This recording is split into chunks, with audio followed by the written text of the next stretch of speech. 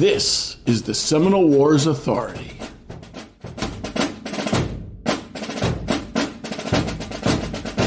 Hello and welcome to our 6th installment in Martial Matters of the Second Seminole War. Decisive Battle Fallacies. In the Second Seminole War, Army commanders had an expectation that if they could just draw the Seminole into one decisive battle, they could settle the issue of removal in their favor right then and there. The Seminole, however, had other ideas and greatly frustrated Army leaders in this endeavor. Considering this, what was it in the U.S. Army's past that gave these leaders the idea that they had the capability for waging and winning one decisive battle to end a war? Who better to help us understand than autodidact, living historian, reenactor, and all-around great guy, Jesse Marshall. Jesse Marshall, welcome back to the Seminole Wars Authority. Glad to join you. Jesse, tell us, what was it about Indian fighting that gave the Army such confidence that they could get one decisive battle with Indians and settle the matter? If we go back, you'll see that from after the American Revolution through the 1830s, all of the Indian wars that were most notable anyway were concluded by a decisive battle, most recently at Bad Axe in 1832. The Sauk and Fox had traversed a great deal of territory in their movements, and when the federal forces, including militia and volunteers and regular troops under Zachary Taylor, defeated Black Hawk people at the Battle of Bad Axe, which is a very bloody engagement, many non-combatant Indians were killed, as usually was the case in these fights. It ended the war. If you go back to Horseshoe Bend in 1814, General Jackson's great victory against the Red Sticks, again, significant battle, and the result was brutal in the extreme. Hundreds of Creek women and children, etc., caught in the middle of the action. Casualties on the American side, relatively high, but not shockingly so. In fact, many of the veterans of Horseshoe Bend deplored the bloodshed, so far as they comment. But the significant point to the United States was that it ended the Creek War, and you have fallen timbers, Tippecanoe. Was it also part of the Army ethos to seek out decisive battles where possible? Military officers' penultimate expression of their professional status was their capability to command men in battle, and particularly to achieve victory in battle. One of the reasons, perhaps, why we focus on decisive battles is because the actual battles that weren't decisive often were little more than unsatisfying skirmishes. Unsatisfying for the Army, that is. There was one Creek countryman. He wrote a history of the Creek Indians. Right. That would be Thomas Woodward's Reminiscences of the Creek or Muskogee Indians. He had lived in the Creek country since before the War of 1812. He lived at the Indian Agency. He would have met a lot of people. This gentleman comments on the First Seminole War, claiming that he was a participant in it. And he's describing the attack on Fowltown and some of the skirmishes. He was quite convinced that the majority of the Indian battles of the Southeast were a little different than the fights he was in, which was essentially nothing to really write home about outside of the danger of the circumstance. That in the end, these Indian skirmishes come written up as battles when there really is very little battle about them. And frequently the Indians are not even seen most of the time. It's just a lot of gunfire, stop shooting and disappeared, then you would claim a victory. One question we can ask in hindsight is, was it even fair to expect a decisive battle? The point that General Clinch was making months and months earlier was that there was a faction among the Seminoles that wished to resist removal. It was not necessarily universal. There was certainly a near universal distaste for the removal. But whether they were going to actually fight or whether they were going to try and hide out was the question. If it was a matter of them hiding out and not being interested in fighting, then that would have been to the government's advantage, because while it would be difficult to catch them, if they're not willing to kill or fight battles, etc., then rounding them up wouldn't be quite as spectacularly painful and bloody as it turned out to be. There is an irony to this, of course. Clinch and other generals wanted to shock and awe the Seminoles into compliance with removal. On the converse, the Seminoles sought to shock and awe the Army, and they did this successfully with the Dade Battle and then in the battles that followed. And their stature as very difficult and hard to capture warriors only went up in esteem following the encounters with the Army. With the early Seminole victories, it didn't matter how many soldiers the Army might bring to the field. They were not going to be able to awe the Seminoles. Is that a correct characterization? Gaines's operations with Lacucci in late February, early March. By the end of March, General Scott was wielding a force of almost 4,000 troops marching through the center of East Florida, and largely, there was some small skirmishes and shootouts. His columns failed to achieve anything of significance except burning abandoned villages. Once his army was breaking up in late April, because the 3-month term of service of his volunteer forces were up, the Seminoles struck then, with about 300 of them attacking one of his weakened, worn-out columns at Ononasassa Creek, about 14 miles from Tampa. In a large-scale ambush. Once they had inflicted 3 or 4 dead and 20-some wounded, killing a large number of the horses and baggage animals, and for about an hour putting the troops under a close, heavy, and well-sustained fire, the Seminoles withdrew back into the swamps, disappeared. Another irony is by seeking the decisive battle several times in the early days of the campaign, they both united and stiffened Seminole resistance to the removal efforts. Once the Seminole resistance was brought to the fore by the Battle of Camp Izard by March of 36, the Seminoles then divided into smaller parties, but by then it was evident that the larger number of them were willing to fight and didn't see any disadvantage in it. The disadvantage they found was in casualties, but they were minimized by their mode of fighting so that the casualties among the troops in such battles were maximized. General Scott was one of the most prominent proponents for the decisive battle. How did he come about that way of thinking? General Scott was considered one of the foremost commanders in the post-War of 1812 era, based largely on a relatively small battle at Chippewa in July 1814, where his brigade of U.S. regulars in a stand-up fight worsted a brigade of British troops. At Lundy's Lane shortly thereafter, he was critically wounded. The battle was a draw, although the British held the field, I guess technically the victors. But while Lundy's Lane was a more brutal and bloody action and more desperately fought, Scott was considered the victor of Chippewa, like Jackson was considered the victor of New Orleans against the British. How important was the battle to the U.S. Army? Battles were considered of principal importance. The armies were organized in large measure to fight battles. Even with irregular troops, they had their role in battle as well. Our history books tend to privilege the Army's battles against European or European-style militaries over those waged against Indian tribes. If we look back at the Army's past, however, we can see that often they had battles against both, sometimes in the same war.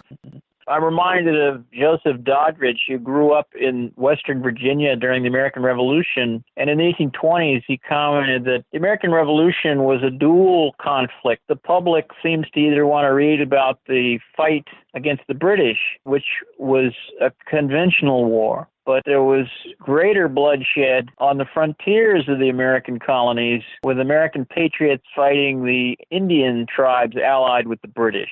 The Indian wars are often classified as separate, but the patriots during the Revolution viewed it as the same war with a different enemy. The War of 1812 was not much different.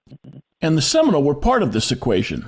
There was an observation or two that the Seminoles had allied themselves with the British in both the Revolution and War of 1812. While they had been peaceful with the United States, particularly since 1821, there was a distrust there, perhaps mutual, because a large number of the Seminoles of 1835 had immigrated into Florida. They had been former Red Sticks, that rather than surrender with the Creeks proper in 1814, they had gone into Spanish Florida and become amalgamated with the various bands of Seminole. The name of one of these Red Stick warriors is most familiar to our listeners, Osceola. But there were other Red Sticks who were fierce warriors and charismatic leaders who faced the Army both before and during the Second Seminole War.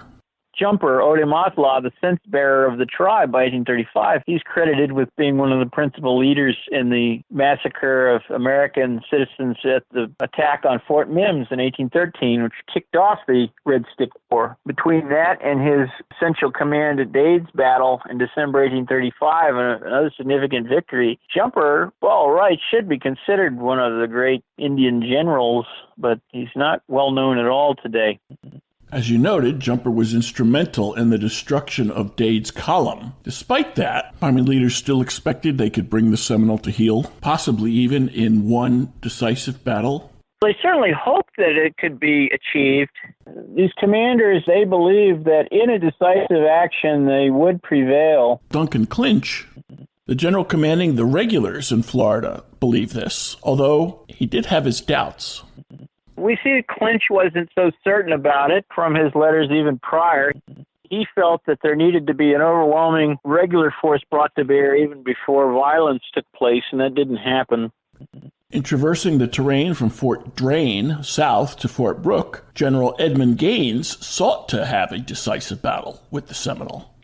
Yes, if they were willing to offer him battle in that manner. But what we saw in the effect was Gaines reached the Withlacoochee River February 27th, and he actually reached the point where Clinch crossed in December 31st previous, and he fought a fight across the river and realized that, wow, they're not going to allow me to cross. So the Withlacoochee River proved to be a barrier. So Gaines, of course, moved his army a few miles downriver the next day to a more clear area where the banks were not as heavily timbered, where his artillery would have a better command over the crossing. And he was initially planning to cross. They were building rafts. That's when the Seminoles came upon Camp Izard and attacked it for a few days with some heavy attacks and sniping. Even with his artillery overlooking the crossing point, General Gaines decided to keep his troops within the camp rather than to seek out the Seminoles. Was he giving up on his desire for a big, decisive battle? Gaines had recognized by this time that if he defeated the Seminoles, what good would it do? They'd just run into the swamps. So instead of making a sortie, he was sending expresses to Clinch, bring your command and maybe we'll get them in the bag. That didn't work out. General Winfield Scott, fully manned and resourced, had the time to devise a strategy to use against the Seminoles to obtain a decisive battle. But like Clinch and Gaines, he also failed. Why was this? He employed a larger force. No expense was spared. He formed 3 columns geographically separated, east-west side of Florida and north up at Fort Drane. If you read the transcript from Frederick the next year in the Court of Inquiry about the operations, it was no picnic for Scott to try to coordinate the movements of these 3 wings, as he called them. They're essentially brigades, but he called them wings because his intention was that these 3 columns would move on the center of Seminole resistance simultaneously, the Cove of the Withlacoochee. By doing so, they could not be defeated in detail, the way that Clinch's force and Gaines's force had been. And the Seminoles realized that too, and so they just didn't fight Scott's wings. They just got out of the way. They were skirmishing and sniping. There were just short of 30 of Scott's men killed and a few dozen wounded, but no real battle. And Scott recognized that if they won't give battle, then I can't defeat them in the immediate future, because U.S. militia in federal service were limited to 3-month tours of duty at a time. And as April was draining away, the thousands of volunteers that Scott had brought into the field, they were becoming short-timers. They had to be prepared to go back. Does the government recruit another 4,000 volunteers from the states? Public support for the war had not waned in the few months after Dade's massacre, but there was another factor involved in recruiting additional troops for the Florida War. The problem there was that even among Southerners, there was a general disinclination to serve in Florida. Faced with recruiting shortfalls for the regular army from potential volunteers who feared serving in the often inhospitable and unhealthy Florida climate, 2 Florida territorial militia generals stepped up to employ their troops in decisive action to end the war, one through decisive battle and the other through duplicity, or decisive capture. Who were these generals and how did they fare? They had their enthusiasm to it. They were militia generals, and the territorial militia of Florida was divided into 2 brigades. The 1st Brigade was west of the Suwannee under General Call, and the 2nd Brigade was east of the Suwannee under General Hernandez. Both officers served actively after the emergency commenced in the fall of 1835. Both of them frequently in federal service, commanding Florida troops and others. And in late 1836, General Call took active control of all federal forces in Florida and conducted the campaign resulting in the battles in the Wahoo Swamp, in particularly that of November 21st, 1836. And in that action, Call's entire force was thrown upon the Wahoo Swamp to try and rout out and defeat the larger portion of the Seminoles hidden in the swamp or recently in the swamp. And there was a significant firefight and several killed, including David Moniak, the Creek Indian West Point graduate. But the fight ended up being desultory. Near nightfall, the pursuit was called off. The Seminoles had already moved their families and most of their baggage out of the swamp, and the fighting had not resulted in large casualties. No Seminoles were captured. General Call's army, in the meantime, had run out of food, so had to withdraw back toward Volusia to feed itself. How was it that General Call got command of the forces? When General Scott left the territory late spring, the Army, the War Department, etc., offered command of the Florida forces back to General Clinch, who had been superseded. Clinch declined the offer and retired from the Army at that time. And that left General Call of the Florida Militia, who had been, again, a pretty active combatant in the campaign at Whitford Creek. So General Call essentially assumed the command. He'd lived in Florida a long time. He was trusted by President Jackson. He'd been the Brigadier General of the West Florida Militia since the early 1820s. So he was appointed the commander of the U.S. forces in the territory. And being the territorial governor, he was, in a sense, a U.S. officer already, because the governor of the territory is appointed by the president. Also, the generals of the Florida Militia were also appointed by Congress. So, in a sense, even though he was a territorial officer, General Call essentially held his commission ostensibly through federal authority as a territorial officer. I'm not certain whether he was actually mustered into United States service as a Florida militia general for U.S. service during the period of his command in Florida, or whether he simply acted under his authority as commander-in-chief of the territorial militia and ostensibly under the orders of President Jackson was commanding the U.S. forces that were in the territory as well. So I'm not exactly certain what condition General Call was in during his active period. It would relate to how he was being paid. Ultimately, he gained command in Florida. He got to implement his plan to remove the Seminole. How did that turn out for him? General Call's campaigns in Florida were not a success. He pressed his troops to the maximum. He had a brigade of Tennessee volunteers, and nearly all their horses died of starvation and exhaustion during his campaigns, to the extent that physical effort and physical agony by U.S. soldiers was capable to press the war to its conclusion. General Call did his utmost to achieve that.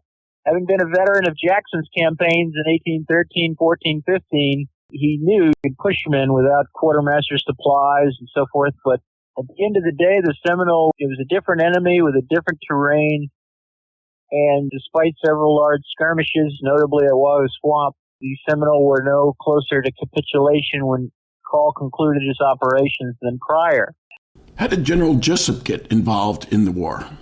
Subsequently, General Jessup, who had aided materially in the suppression of the Creeks during their emigration, was sent to Florida to take the command there.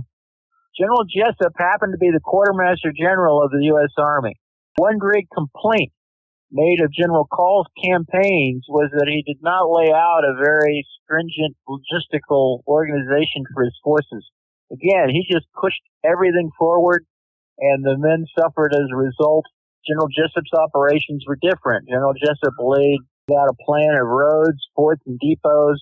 In other words, there would always be food within a day or two's march of every column, so far as he could work that out. And so for the next 2 years, after Jessup took command in December 36, January 37, for the next year and a half, really, General Jessup laid this logistical foundation within the territory that allowed his forces to take the field in the largest numbers yet in December of 1837, leading to the bloody action at Okeechobee and also the fight at the significant combat at Loxahatchee in January of 1838. But again, those combats did not lead to a significant capitulation by the Seminole in Florida in general. It led to the capitulation of a large number, but didn't end the war.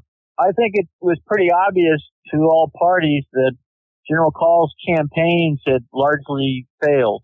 the obvious reasoning was because there was not a means of keeping the troops in the field long enough to really achieve significant results. The Seminoles were still numerous enough and engaged in combat in large scale enough that the forces dare not scatter into small units lest they be cut off like Major Dade. And so you had to move in these larger columns. It meant more food and more forage and everything was required. General, based on the forces that he had at hand, that he inherited from the previous campaign, he was unable to do more than push the men to their limit and the animals. And once they reached that limit, the war was still ongoing. So a different attack had to be made. And General Jessup had proven himself in the Creek campaign and was the U.S. Army's top logistical man. And so when you have a logistical problem, it's handled by logistical means. So General Jessup received the command in Florida. General Call claimed subsequently he was glad to turn over command. So when General Jessup arrived in the territory in late 1836, they took a company of U.S. Marines that were put on horseback and some Alabama volunteers. He crossed from Tampa Bay over to the Black Creek, the Army Depot, etc.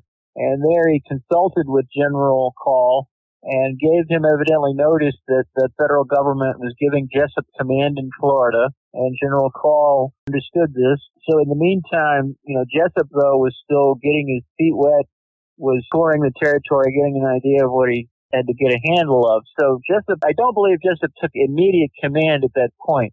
But again, the troops were worn out, so there was no more operations for another several weeks. It took several more weeks to get the troops back out into the field under Jessup after he had laid a groundwork for better logistical support for the columns that were moving through the wilderness. Jesse, do you see this as a punitive action against General Call or just the feds retaking command? You don't see the suggestion that Call had done anything wrong or that his failure had proceeded from any failure on his part to do his whole duty, if perhaps even more so than his duty, if you see what I mean. The war just chewed up American generals. Even General Scott, in his own memoir, notes that he was a little bit piqued at General Jessup because Jessup had wrote a letter after the Creek campaign in the summer of 36. Jessup had written that General Scott was too slow for Indian warfare, something to that effect. Obviously, the administration's answer was, well, if you're the man for the job, then have at it. General Scott was actually more than a little annoyed at that letter that did not go through headquarters channels, that evidently went straight to the president. Some regular officers did not like Jessup, evidently, for having done that. Among the officers that did not like Jessup was Captain Joseph Van Swearingen of the 6th Infantry, who was killed at the Battle of Okeechobee. And in some of his last letters to his family, he noted that he didn't like General Jessup really and didn't think much of him as a commander or something to that effect. And Swearingen ended up being among the foremost to fall at the Battle of Okeechobee during Jessup's principal campaign, in which he hoped to bring the Seminoles to a titanic, decisive battle and defeat them in the manner of Jackson's victories in 1813 and 14, but that wasn't to be.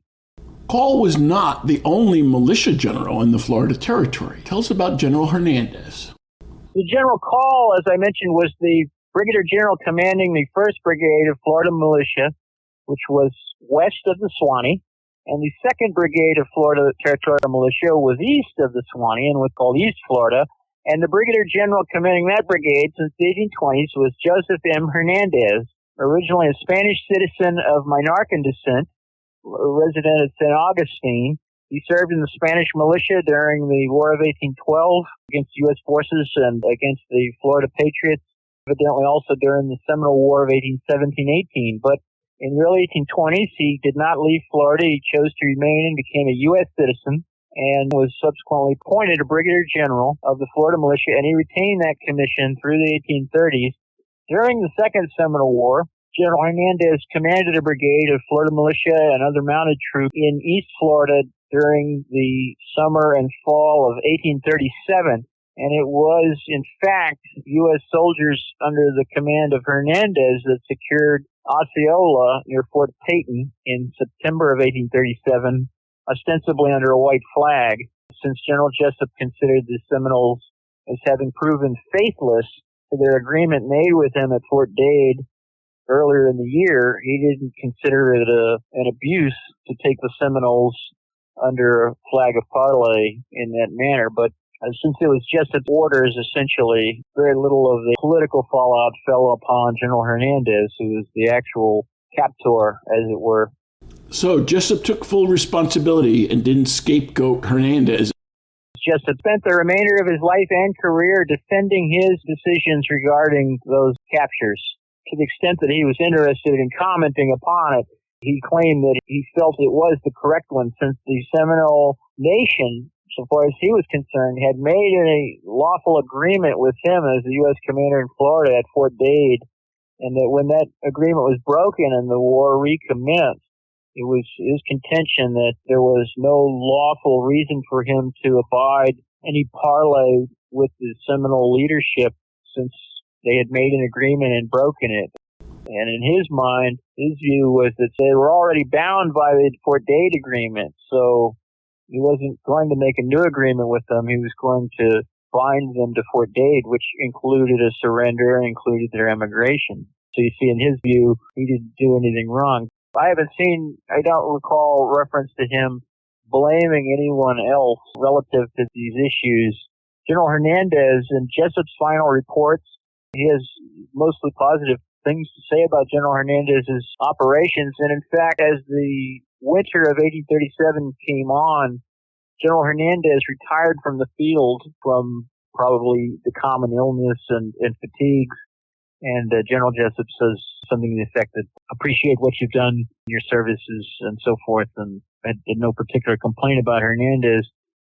One of the dragoon veterans of that campaign, Private Bartholomew Lynch, mentioned, by the way, that among all the various officers, regular Army, Florida Militia, Florida Volunteers, or state volunteers, or militia generally, that General Hernandez was the only field officer he ever saw wear any kind of uniform in campaigning against the Seminoles. So in other words, Hernandez wore his uniform, which would be, of course, the parade dress of the time, which was usually only worn on parade. Many of the regular officers in Florida generally either wore civilian hunting dress or private soldiers' fatigues. General Jessup may have not have been any different. There's a comment that he himself on campaign carried his own haversack or bread bag slung over his shoulder, which doesn't seem like it. If you were wearing his full uniform, that wouldn't be easy with this carrying a canteen and haversack with your epaulets on your shoulders and so forth. Regardless, many Florida militia officers were found to be very efficient in federal service as volunteers or as militia that was called forth. Captain Mason was notable. He was considered to be an efficient officer in U.S. service. He was killed accidentally in a skirmish by one of his own men. Colonel John Warren of Jacksonville, in the first years of the war, he was wounded at Withlacoochee. He led the Florida company or so worth of men that were in the action on the flank of the regulars, keeping the Seminoles from cutting them off from the river. Warren subsequently commanded the Florida troops, the Florida militia that remained in East Florida, attempting to defend what was left of the settlements. And his most significant combat action subsequently, he commanded the Florida Volunteers and Militia and a company of gentlemen volunteers, which means they were men that were not in actual militia service but had joined with the forces literally as armed people to aid the forces. Warren commanded this force at the Battle of San Flasco Hammock in September 1836. A pretty significant action in East Florida, which did not lead to a significant victory, but it was considered a victory in that Warren's men held the field and got back to Fort Gilliland without being defeated and scattered and massacred. In 1839, the commanding general of the Army, Alexander Macomb, came to Florida to work out another peace deal with the Seminole, if possible. During his tour of the Florida forts and so forth and attempts to negotiate with Seminole leaders, he wanted another battalion of Florida volunteers at U.S. service to be mustered in, and he specifically requested Colonel Warren to raise that battalion for U.S. service. It was subsequently increased to a full regiment with 10 companies. Colonel Warren commanded that the laws in force in the United States were that militia and volunteer corps could only serve 3 months of active duty at a time. The theory being that when using militia forces, the militia unit would be discharged and that other militia units could be raised to take its place. The problem in East Florida was that with the outbreak of the war and the Seminole raids, the militia in Florida, sparsely settled as it was not very efficiently organized. Many of the companies had very few men. And secondly, when the war broke out, an enormous number of people lit out and headed back to Georgia or wherever they came from to get out of the war zone. And this left the militia units in a very disorganized state. And consequently, Colonel Warren stepped into the void, and he organized the remaining militia of the several East Florida counties into a volunteer corps, which served in U.S. service on several enlistments, 3-month enlistments at a time, called the First Florida Regiment of Volunteers. And again, by 1839, he had been out of service for several months, and he raised another regiment for federal service. These Florida Volunteers were considered some of the most efficient troops in Florida. Bartholomew Lynch, who I mentioned previously, a Dragoon veteran, commented that if the Florida Mounted Militia were not the equals of the U.S. Army Dragoons, they were in no wise substandard or inferior to them in terms of their military capacities and skill. The great distinction, of course, is the Florida Mounted Volunteers had no uniforms, but as U.S. volunteers, they were issued U.S. rifles for their various periods of enlistment, whereas if they were serving as militia in their territorial capacity, where they were doing so, they would have employed their militia arms, which might have been a hodgepodge of shotguns, rifles, fowling pieces. By and large, for example, at the Battle of Withlacoochee, Cole's brigade was so armed with a variety of common arms, but the United States subsequently did provide 500 muskets for Florida militia forces, and subsequently again, Warren's commands usually were armed with U.S. rifles. Gave them a pretty considerable advantage over musket-armed troops generally. What became of Colonel Warren? Well, Colonel Warren, I haven't seen any specific reference to his date of death, so I don't know exactly when he passed away, but he disappears from the historical record, so far as I've discovered, about 1840, after that last Florida regiment was mustered out. He is shown as having subscribed with a political effort that included General Hernandez, by the way, of a number of prominent East Florida citizens, the majority of whom were members of the Whig Party, and their goal was to sever East Florida from West Florida being west of the Swanee, and notably the site of the capital of Tallahassee and the port city of Pensacola, the other major town of mainland Florida besides St. Augustine in East Florida. The comments at the time were such that East Florida felt it would be in their best interest not to be politically permanently aligned as a state along with West Florida. This division seems to have been along party lines, mind you. So in other words, the Whigs felt that they had a dominance in East Florida and the Democrats had a dominance in West Florida, and Swanee was sort of the borderland. Evidently, this movement continued. There were notices to Congress that Florida's statehood should be predicated on a division. The subject, of course, is a lengthy one. I will simply note that when, in 1844, the debates relative to Florida's statehood, David Levy Yulee, who I believe at that time was the representative of the territory in Congress, he was in Congress without a vote. If he wasn't the representative at that time, he at least wrote this declaration on why Florida should achieve statehood in 1845, even though it was not very well developed and there were questions about its population. But one of the interesting points that Yulee put in there was that while he was aware that there was still a significant party difference relative to Florida statehood as a unified state, in other words, there was still evidently a great deal of interest in having East Florida be a separate state. He said that if East and West Florida come together and we agree on statehood now, it would probably go a long way in allowing Florida to immediately press claims against the federal government so that the various militia units that had not been paid for their federal service could have that taken care of by congressional action. In other words, if Florida becomes a state now, unified under the Tallahassee government, as a state of the Union and as people of the United States, their senators and representatives could then use their political authority to settle all the back pay issues because they were evidently significant. There was a large number of Florida militia units that did certain active service, and there was confusion over the dates of muster and things of that nature. In fact, a brigade of Florida militia formed in 1840 for active duty, and because several of the companies had been designated as foot companies for local defense only, there was a great deal of hand-wringing in Congress claiming that they shouldn't be paid as having been in active service if they were essentially home guards. So that, of course, was a political football that in 1844, Yulee, who was among the Democrats, said, look, let's all come together. If Florida becomes a state now, we'll have enough political influence within the halls of Congress and the Senate, the House and the Senate, to get legislation passed to clear this up and get everybody paid and get everybody their just due and so forth for the services rendered. And so that appears to have been largely the case. Florida was admitted into the Union in 1845. Hernandez is best known as the commander of the federal units in East Florida at the time of the capture of Osceola in September 1837. So while General Jessup is usually given the historical slap for being the commander in Florida when Osceola was taken under a white flag, it was technically under General Hernandez's command that particular action was taken.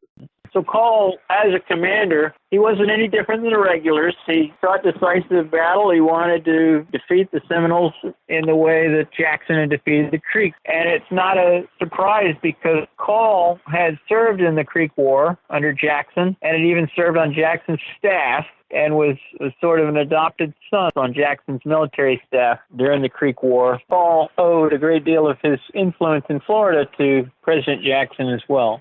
What other means did the Army use then? They even, at certain points, attempted to turn the Tallahassee band against the Miccosukee to try and conclude hostilities even faster. Having failed with regular Army generals, they turned to militia Army generals. Having failed with militia Army generals, they turned back to Army generals. What were the actions, and who were the generals? His campaign of 1837-38, there were three major actions: Okeechobee, Jupiter Inlet, and Loxahatchee. The latter two fought on the same ground within a couple weeks of each other. None of those engagements saw the U.S. forces capture any significant number of Seminoles. However, shortly after those battles, Jumper had surrendered with his people prior to the battles, and shortly after the Battle of Okeechobee, Alligator and his band surrendered. They had been foremost in the Battle of Okeechobee, but they surrendered shortly afterwards. And after the Battle of Loxahatchee in January of 1838, General Jessup engaged in negotiation with Tuskegee and his Seminole band in March of 38. During that period, Jessup had his forces surround and capture that encampment, which was a significant capture of hundreds of warriors and women and children, and they were shipped west. The exertions by the American veterans of that campaign are probably unmatched in American military history in large measure until you see Merrill's Marauders operating in Burma. It's not my opinion alone. John R. Elting, American military historian, made that comment in the mid-20th century. In his work on the American soldier, he felt the troops in the Seminole War had probably seen the worst physical conditions of any U.S. veterans in action on active service. Again, the goal was to bring those battles to fruition, and when they did occur, the Seminoles perceived that it was to their advantage to engage in those battles, and it was in the sense that they killed and wounded a large number of American troops, but the troops also killed and wounded a certain number of Seminoles, even if it was a small number. It certainly demonstrated that the soldiers were not afraid of battle as far as enforcing the federal authority. What was the Seminole agency regarding when these battles happened, or if they happened, or if they continued?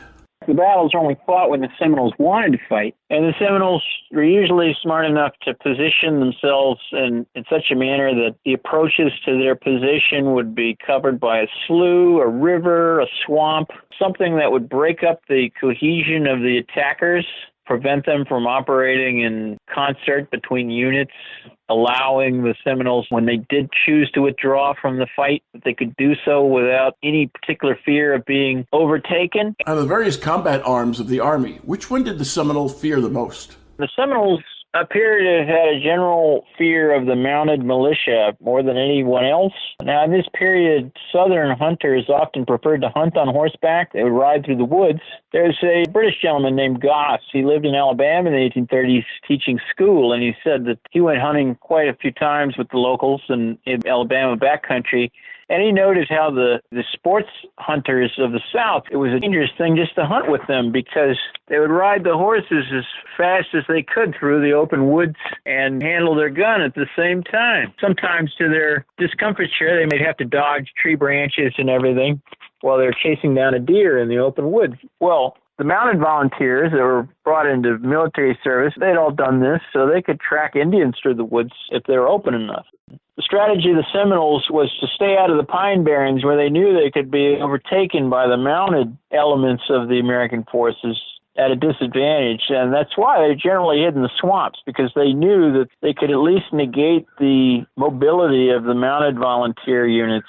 How did this impact individual units or militia? Like the Missouri volunteers at Okeechobee. Many of those men had served honorably and with some degree of skill in the Black Hawk War and the War of 1812 prior. But because the Seminoles had positioned themselves across the Sawgrass Prairie, the Missouri volunteers were unable to utilize their greatest advantage, which was their horse-borne mobility. They essentially just became riflemen stumbling through a sawgrass swamp at quarter mile an hour.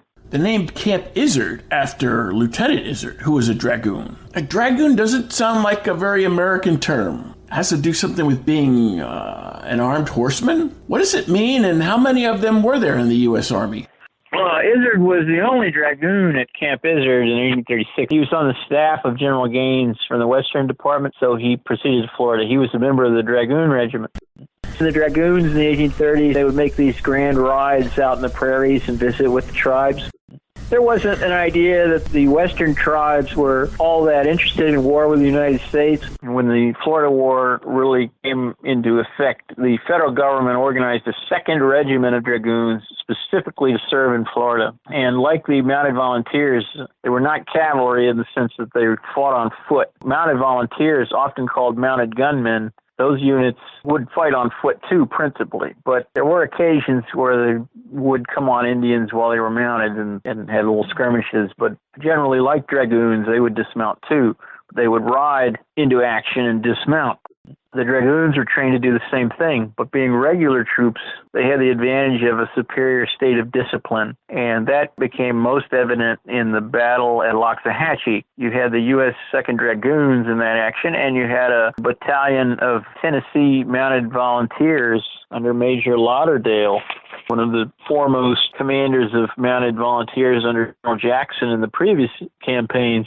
Indian Wars in the Battle of Loxahatchee, both units had to dismount on going into action because, again, the Seminoles were positioned in a swamp along a river bank where they negated the ability of the troops to maneuver against their flanks with mounted men. So both of these mounted units had to dismount to attack. The dragoons charged right through the river practically, being troops under a very strict discipline. The Tennesseans, when they were called on to make a frontal attack, their attack stalled. The Tennesseans opened fire to trade fire with the Seminoles. Meanwhile, the dragoons, of course, were closing with them to come to grips against them, and knowing that the Seminoles wouldn't do that, the Seminoles ran away. But General Jessup was evidently very disappointed in the Tennesseans that they wanted to fight the Indians in their own fashion rather than fight the Indians in the European fashion of close action with them. And there's supposedly Jessup even drew a pistol on one of the Tennessee commanders, threatened him to get his men moving into the attack. Jessup supposedly led that attack and was shot in the cheek. When he turned around, the Tennesseans weren't behind him anymore. Now, notably, the Tennesseans in that fight suffered more casualties than any other unit. That may be because they were facing the bulk of the Indian riflemen in the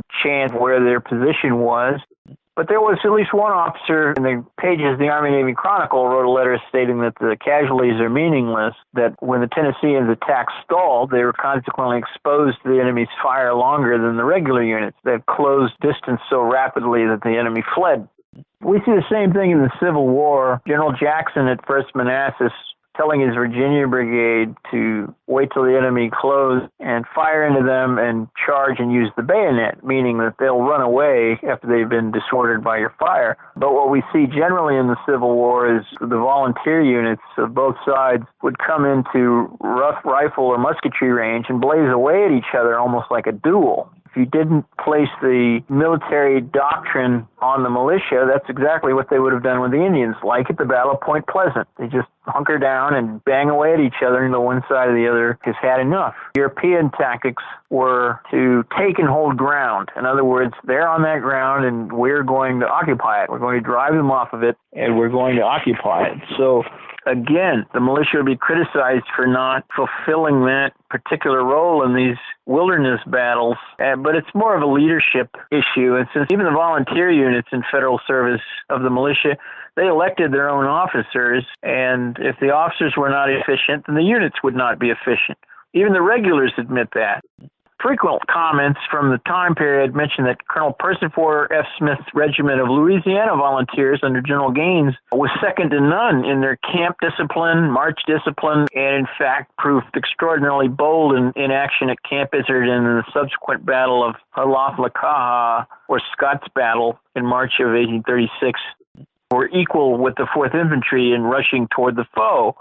But then other units, like Colonel Chisholm's Alabama Regiment, when they were attacked at the Nornesassa Creek a couple months later, the 4th Infantry was in that fight. And according to an officer at Fort Brooke, the 4th Infantry officers complained that the Alabamians were not as willing as the Louisianians had been to close with the enemy, even though the Alabamians had performed their service satisfactorily according to the official reports of the action. They closed within gunshot distance, by their own account, good gunshot distance, and blazed away at the Seminoles. But what is lacking is a reference that they made a specific and active effort to close with the enemy, to drive them from the ground they occupied, you see. That's what the 4th Infantry did during that battle, which subsequently concluded it. The Constitution gives Congress the authority to organize and train the militia, and they can choose whether that training is more oriented towards militia or for regular use. However, that's not what the Congress chose. It was intended because the federal government, by saying that the militia of the U.S. after 1820 had to use the same tactics as the Army, the militia were held to that same standard, even though they lacked organization or even the capability to achieve that level of discipline, you see.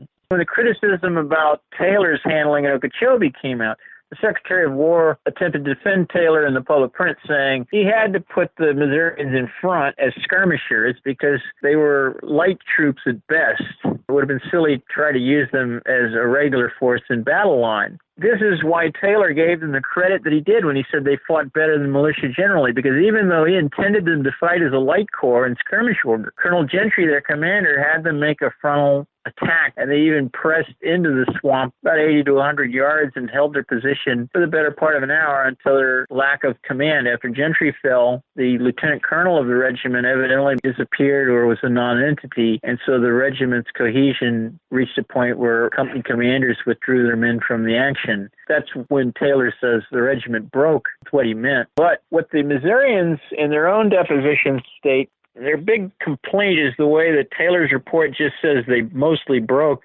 and doesn't give any detail about it. And so many of the Missourians wrote depositions explaining that, yes, the regiment became disorganized, and yes, they did go back to the camp, cross the swamp back to the camp while firing was yet going on in the distance with the 4th Infantry. But one of the things they wanted to point out in their own deposition is they did not withdraw under fire.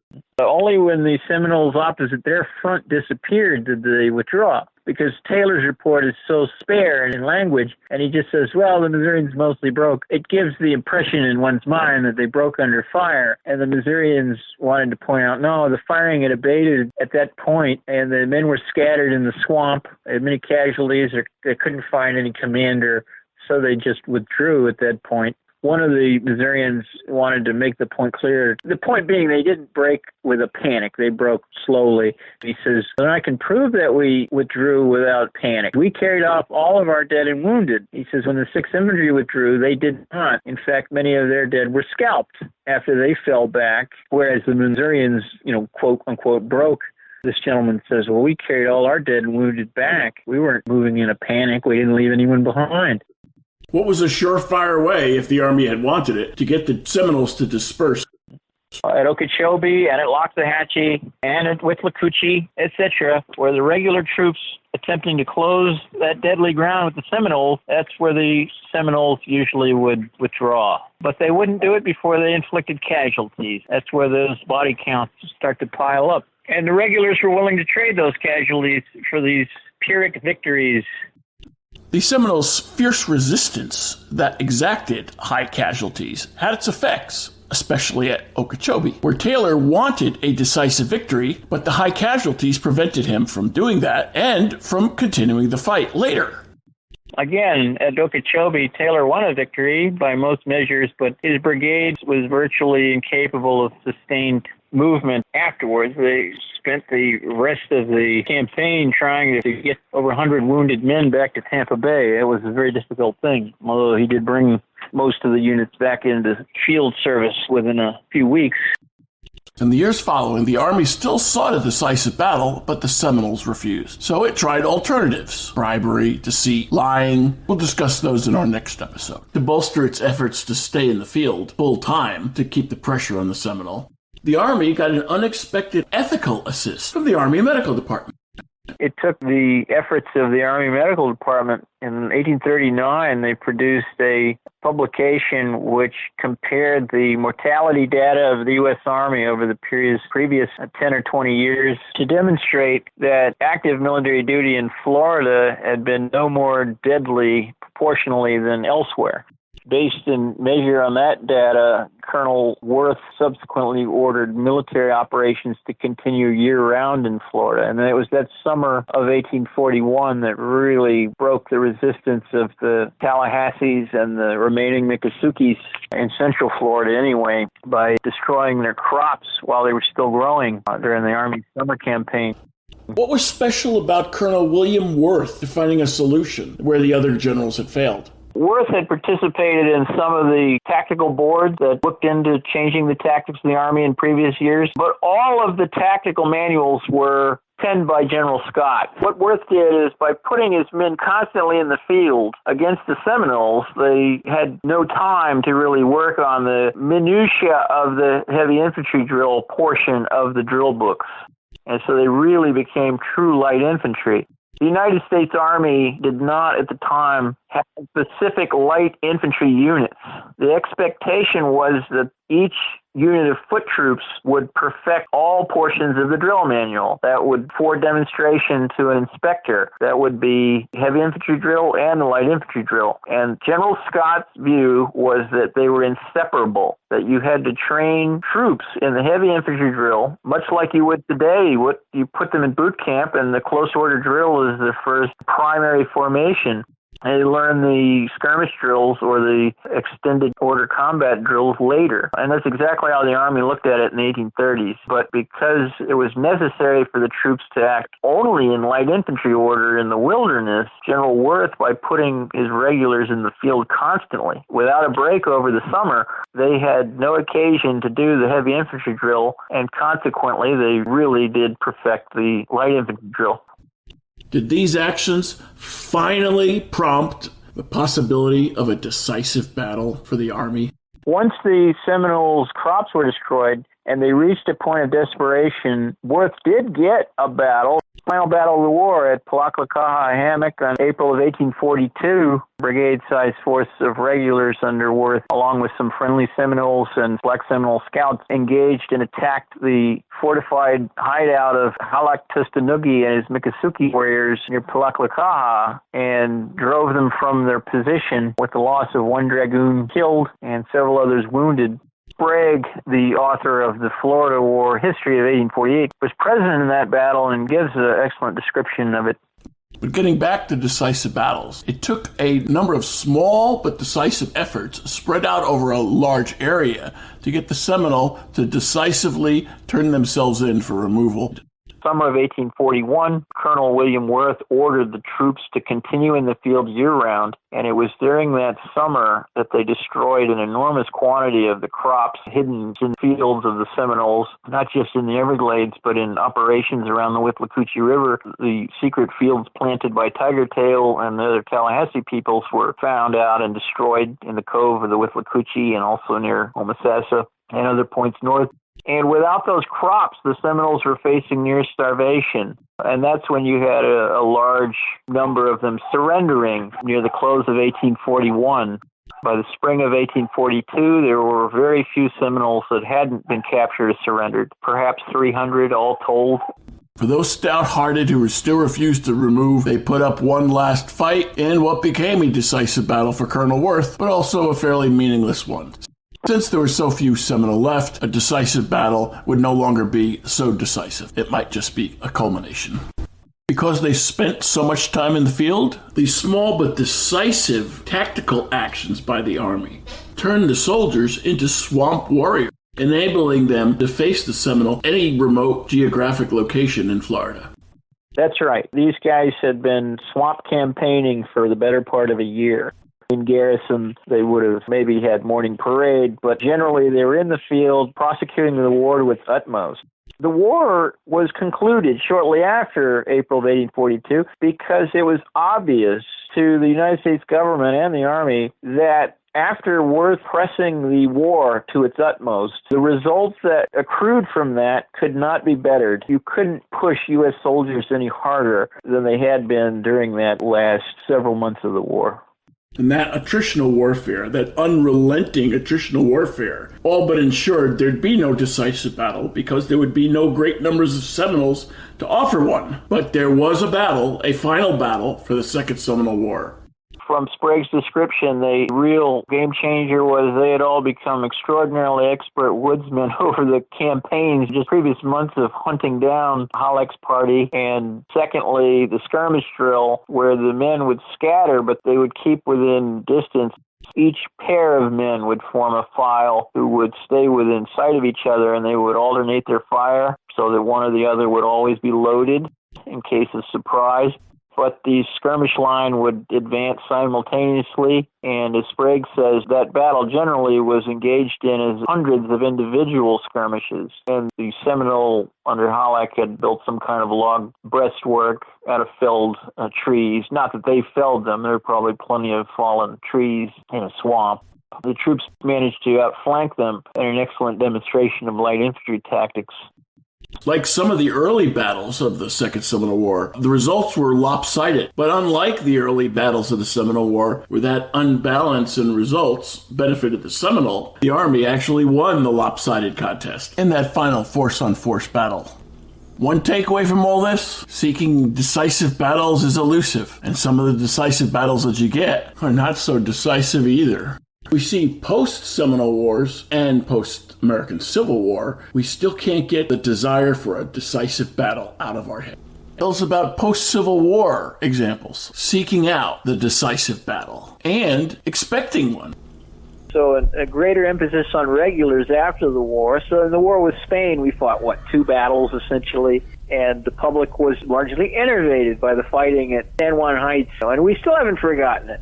For the scale of the San Juan battle, you notice the American public is still fascinated with it.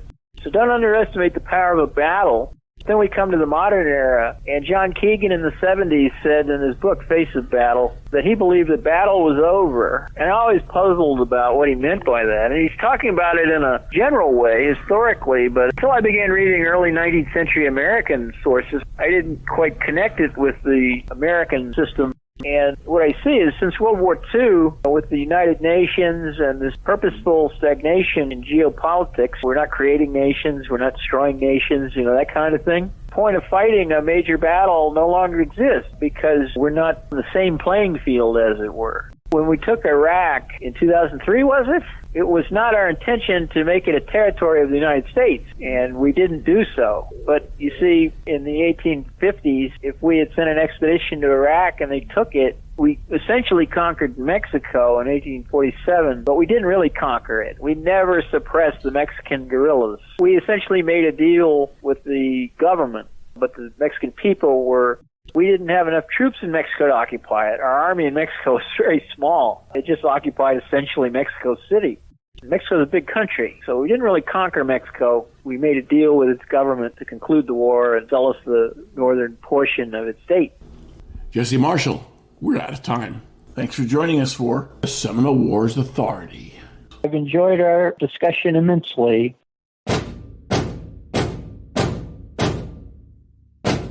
This podcast is copyright 2022, the Seminole Wars Foundation, all rights reserved. Find us on the web at seminolewars.podbean.com or seminolewars.us. Front and back bumper music courtesy of the U.S. Navy Band.